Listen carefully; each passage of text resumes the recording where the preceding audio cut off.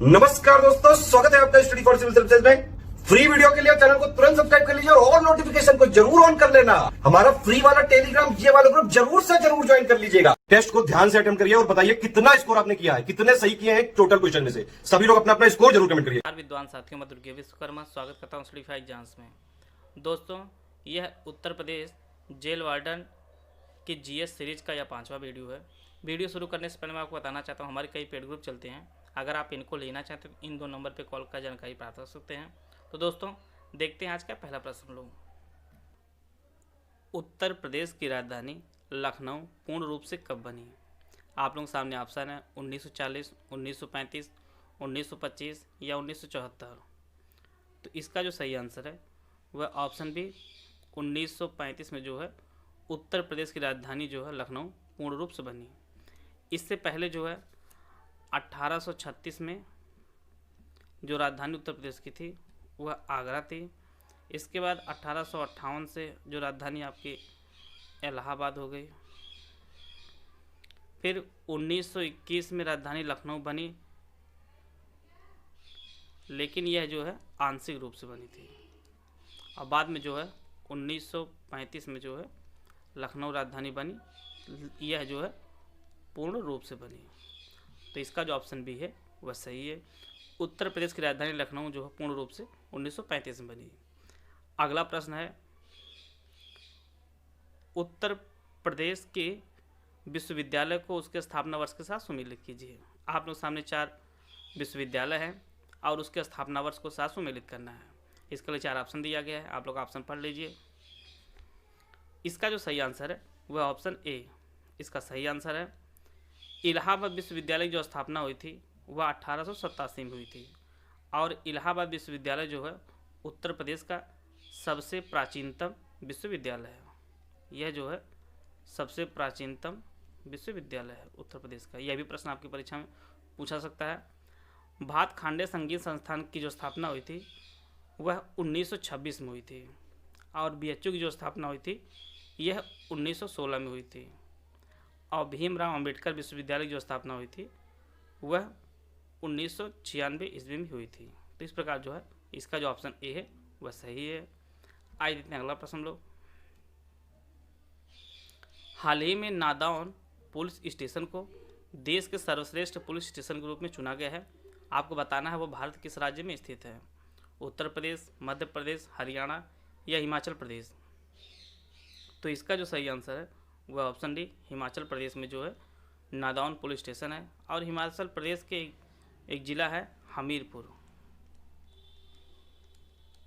हमीरपुर ज़िले में जो है नादौन पुलिस स्टेशन पड़ता है। तो इसका जो ऑप्शन डी है वह सही है। आइए देखते हैं अगला प्रश्न लो। उत्तर प्रदेश विधान परिषद में कुल सदस्यों की संख्या कितनी, वह आपको बताना है। कितनी सीटें हैं उत्तर प्रदेश की विधान परिषद में? 100, 105, 95, 110। तो इसका जो सही आंसर है वह ऑप्शन ए 100। उत्तर प्रदेश विधान परिषद में कुल सदस्यों की जो संख्या है कुल 100 है। इसका जो ऑप्शन ए है वह सही है।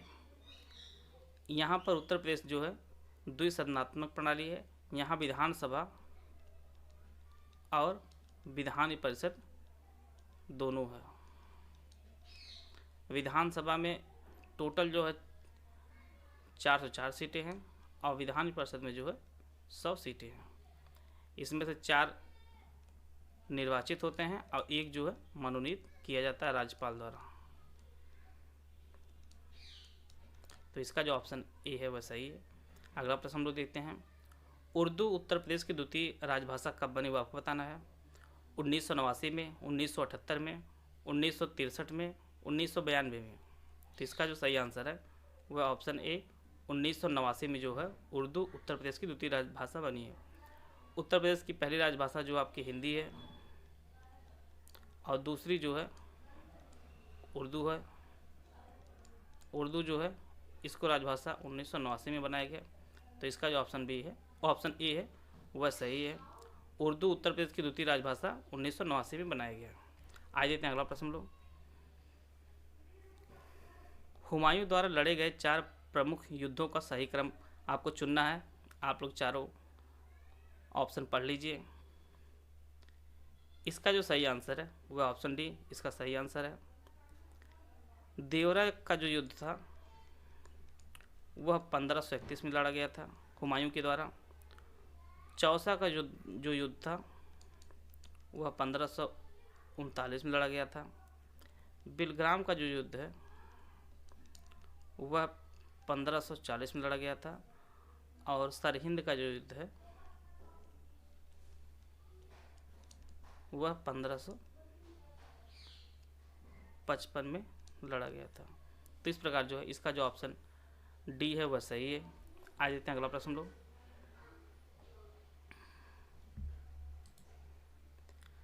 आँख के काचाव द्रव का अपवर्तनांक कितना होगा आपको बताना है। 1.733, 1.336, 1.22 या 1.822। तो इसका जो सही आंसर है वह ऑप्शन बी 1.336 जो है मनुष्य के जो आँख का कांचाव द्रव का जो अपवर्तनांक होता है।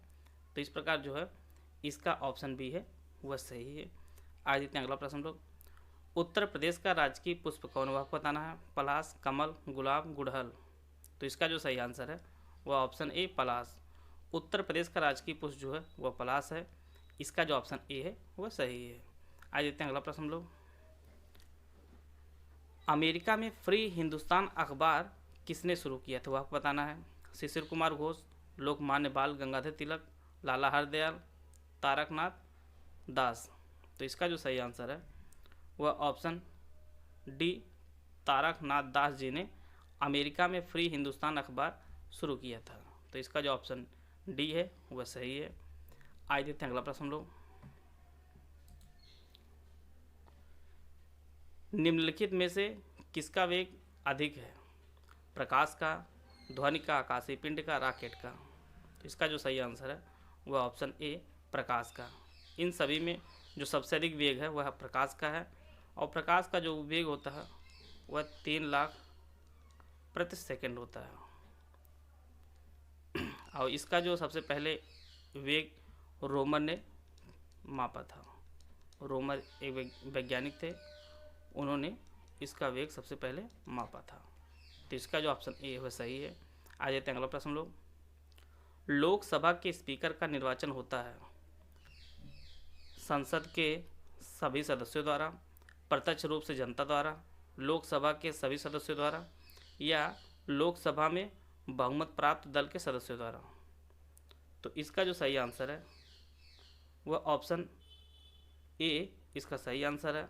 संसद के सभी सदस्यों द्वारा लोकसभा के स्पीकर का निर्वाचन होता है। और निर्वाचन की जो तिथि है वह राष्ट्रपति जारी करता है। राष्ट्रपति जो है निर्वाचन की तिथि जारी करता है और उस दिन जो है संसद के सभी सदस्य जो निर्वाचन करते हैं। तो इसका जो ऑप्शन ए है वह सही है। आज देखते हैं अगला प्रश्न लोग। मयूर सिंहासन पर बैठने वाला अंतिम मुगल सम्राट कौन हुआ आपको बताना है। अकबर, मोहम्मद शाह, बहादुर शाह, शाहजहां। तो इसका जो सही आंसर है वह ऑप्शन बी मोहम्मद शाह जो है मयूर सिंहासन पर बैठने वाला अंतिम मुगल सम्राट था। और मयूर सिंहासन का जो दूसरा नाम हुआ तख्ते ताउस भी था, तख्ते ताउस। और इसे जो है शाहजहां ने बनवाया था। इसे जो है शाहजहां ने बनवाया था। और नादिर शाह ने जब भारत पर आक्रमण किया था तो यह जो है इसके सिंहासन के जो हीरे वगैरह थे सभी वह अपने साथ उठा ले गया था। तो इसका जो ऑप्शन बी है वह सही है। आज देखते हैं अगला प्रश्न लोग। ग्रीन पीस क्या है वो आपको बताना है। आप लोग सामने ऑप्शन है। एक कृषि संबंधित संस्था, एक अंतर्राष्ट्रीय शांति सेना, पर्यावरण समर्थकों का एक अंतर्राष्ट्रीय संगठन, उपरोक्त में से कोई नहीं। तो इसका जो ऑप्शन सी है वह सही है। पर्यावरण समर्थकों का एक अंतर्राष्ट्रीय संगठन जो है वह ग्रीन पीस है। और यह जो है एक गैर सरकारी संस्थान है। यह जो है एक गैर सरकारी संस्थान है। और इसकी स्थापना जो हुई थी वह 1968 में इसकी स्थापना हुई थी। और इसका जो मुख्यालय है वह नीदरलैंड के वह नीदरलैंड में, वह जो है नीदरलैंड के एम्स्टर्डम एक जगह है, वहाँ पे इसके जो इसका जो मुख्यालय है। तो इस प्रश्न का जो उत्तर होगा वो ऑप्शन सी सही है। आज देखते हैं अगला प्रश्न लो। उत्तर प्रदेश का न्यूनतम जनसंख्या वाला जिला कौन सा, वो आपको बताना है। आजमगढ़, गाजियाबाद, प्रयागराज, महोबा। तो इसका जो सही आंसर है वह है ऑप्शन डी, महोबा। उत्तर प्रदेश के महोबा जिले में जो है न्यूनतम जनसंख्या निवास करती है। तो इसका जो ऑप्शन डी है वह सही है। आज देते हैं अगला प्रश्न लोग। बौद्ध तथा जैन दोनों धर्मों का प्रसिद्ध तीर्थ स्थल कौन सा, आपको बताना है। प्रयागराज, कौशाम्बी, वैशाली, वाराणसी। तो इसका जो सही आंसर है वह ऑप्शन यहाँ पे ये वैशाली जो है वह सही है। बौद्ध तथा जैन दोनों धर्मों का जो प्रसिद्ध स्थल जो है वह वैशाली है। वैशाली जो है वह स्वामी महावीर का यह जो है इनकी जन्मस्थली है और गौतम बुद्ध जी का यह कर्मभूमि है, कर्मभूमि है। आइए देखते हैं अगला प्रश्न लोग। हाल ही में 750 मेगावाट क्षमता वाला एशिया का सबसे बड़ा सोलर प्लांट कहाँ बनाया जा रहा है, वो आपको बताना है। उत्तर प्रदेश, मध्य प्रदेश, महाराष्ट्र, आंध्र प्रदेश। तो इसका जो सही आंसर है वह ऑप्शन बी, मध्य प्रदेश में। मध्य प्रदेश राज्य में 750 मेगावाट क्षमता वाला एशिया का सबसे बड़ा सोलर प्लांट लगाया गया है और इसका जो उद्घाटन है वह स्वयं प्रधानमंत्री नरेंद्र मोदी ने किया है। नरेंद्र मोदी ने इसका उद्घाटन किया है और यह जो है प्लांट लगा है वह मध्य प्रदेश के रीवा में यह प्लांट लगा हुआ है। तो इस प्रश्न का जो उत्तर होगा वो ऑप्शन बी, मध्य प्रदेश सही है। आज देखते हैं अगला प्रश्न लोग। हाल ही में एशियाई फुटबॉल परिसंघ अर्थात AFC ने 2022 महिला एशियाई कप की मेजबानी किस देश को दिया है। चीन, भारत, जापान या रूस। तो इसका जो सही आंसर है वह ऑप्शन बी, भारत। एशियाई फुटबॉल परिसंघ ने 2022 महिला एशियाई कप की जो मेज़बानी है वह अपने देश भारत को दिया है और भारत इसकी मेज़बानी जो दूसरी बार कर रहा है। पहली बार जो है भारत इसकी मेज़बानी 1979 में किया था और दूसरी बार 2022 में करेगा। तो इस प्रश्न का जो उत्तर है वो ऑप्शन बी, भारत। आज देते हैं अगला प्रश्न लोग। गोल्डन बर्ड विंग प्रजाति का संबंध किससे, आपको बताना है। तितली है, मेढक है, छिपकली या चमगादड़। तो इसका जो सही आंसर है वह ऑप्शन ए, तितली। गोल्डन बर्ड विंग प्रजाति जो है वह तितली संबंधित है और यह जो है हिमालयी क्षेत्रों में पाई जाती है। यह जो है हिमालयी क्षेत्रों में पाई जाती है। तो इसका जो ऑप्शन ए है वह सही है। आज देते हैं अगला प्रश्न लोग। हाल ही में एशिया का सबसे बड़ा और दुनिया का दूसरा सबसे बड़ा डेटा सेंटर किस शहर में शुरू किया गया है। मुंबई, नई दिल्ली, कोलकाता, हैदराबाद।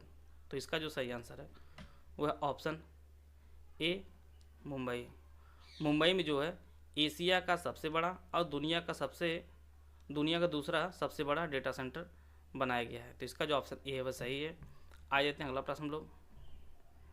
यह आपका करंट अफेयर्स क्वेश्चन बनाए गए हैं, आप लोग इसको नोट करते रहिएगा। आ जाते हैं अगला प्रश्न लोग। निम्न में से कौन सा एक वायुमंडल के ओजोन परत की मोटाई मापने वाली इकाई है, आपको बताना है। Map, not, Dobson, Planck. तो इसका जो सही आंसर है वह ऑप्शन सी जो है, डॉप्सन जो है वायुमंडल के ओजोन परत की मोटाई मापने का एक इकाई है। तो इसका जो ऑप्शन सी है वह सही है। आज देखते हैं अगला प्रश्न लोग। किस महाद्वीप में जनसंख्या घनत्व सर्वाधिक, वह आपको बताना है। Asia, Australia, Europe, Africa. तो इसका जो सही आंसर है वह ऑप्शन ए, एशिया में। एशिया महाद्वीप में जनसंख्या घनत्व सर्वाधिक है।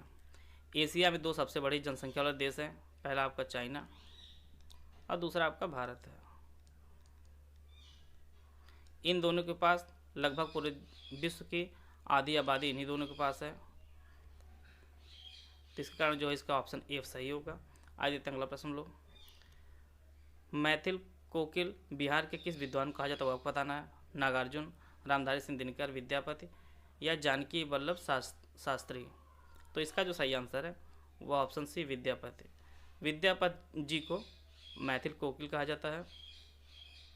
इसका जो ऑप्शन सी है वह सही है। आज देखते हैं अगला प्रश्न लोग।